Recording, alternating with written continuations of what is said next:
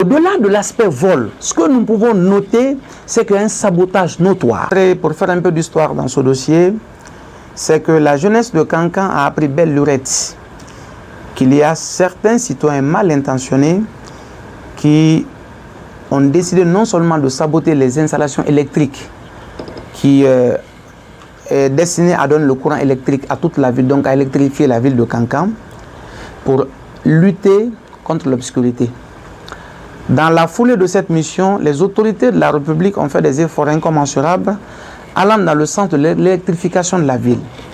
Mais il a été malheureusement constaté, avec beaucoup de regrets, qu'il se trouve dans la ville de Kankan, certaines personnes qui se donnent la volonté et la mission de soustraire ces câbles électriques et les vendre par la suite.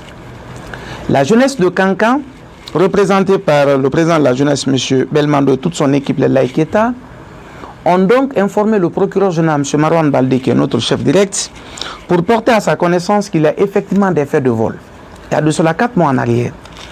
Dans le cadre de la lutte donc contre la délinquance, le procureur général a donné des instructions au procureur d'instance pour engager ou faire engager des poursuites et l'ouverture d'une information, d'une enquête disons, par les officiers de police judiciaire pour interpeller toutes les personnes qui seraient mêlées à la commission de ces différentes infractions. L'enquête a continué. Les officiers de police judiciaire à l'époque et jusqu'à une date récente n'avaient pas mis de main sur quelques suspects que ce soit. À cette occasion, la jeunesse de Kankan, dans l'intention d'aider les autorités judiciaires et de concourir à la lutte contre la criminalité, qui fait notre mission principale ici à Kankan, ont donc continué les investigations. À la nuit donc du samedi, ils ont été mis au courant de la soustraction des câbles électriques par un inconnu. Ils ont donc suivi les traces. Ils sont arrivés au domicile du receleur. Le receleur donc a ouvert son conteneur en présence de la jeunesse de Kankan, de quelques jeunes leaders bien entendu, et le présumé receleur a mis à leur disposition le numéro de téléphone du présumé voleur qui avait mis les biens à sa disposition. De ce pas, la jeunesse de Kankan a pris les photos pour rassembler les preuves pour la justice et s'est dirigée pour aller chercher le présumé voleur dont ils avaient déjà les premiers éléments d'information sur sa personne. Donc, ce présumé voleur a été appréhendé. La jeunesse de Kankan, consciente et responsable, et qui a pour seule ambition de lutter contre la criminalité, ont directement informé les autorités judiciaires pour dire que nous avions mis main sur un présumé voleur et sur un receleur également qui ne font que voler les câbles électriques de la ville de Kankan, qui est destiné à électrifier toute la ville de façon entière.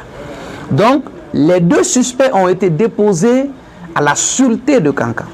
Les officiers de police judiciaire, dans l'exercice de leurs fonctions, ont entendu les 2 sur des faits présumés de vol sur le fondement pertinent des dispositions des articles 373 du Code pénal, mais également sur le fondement des dispositions de l'article 485 parlant de recel du Code pénal de la République de Guinée.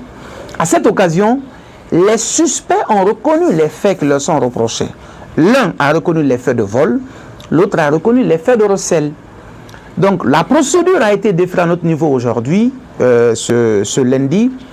Au-delà de l'aspect vol, ce que nous pouvons noter, c'est qu'il y a un sabotage notoire. Parce qu'aujourd'hui, ce qui est constant et établi de manière formelle, les autorités sont engagées dans la dynamique de l'électrification de la ville de Kankan. Lui, il n'a trouvé l'objet à voler que ces câbles électriques qui sont destinés à électrifier la ville.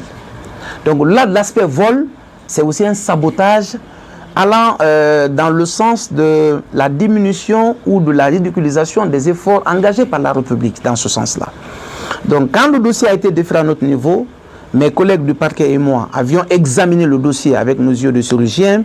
Nous avions estimé également qu'il y a des soupçons qui pesaient contre ces 2 personnes pour des faits de vol et des faits de recel. En vertu donc des pouvoirs que nous confère le Code de procédure pénale, on a pris la décision de les priver de leur liberté et ils passeront aujourd'hui leur première nuit à la maison centrale de Kankan ce jour lundi 4 mai 2026 et directement saisir le tribunal correctionnel pour qu'il soit jugé conformément à la loi.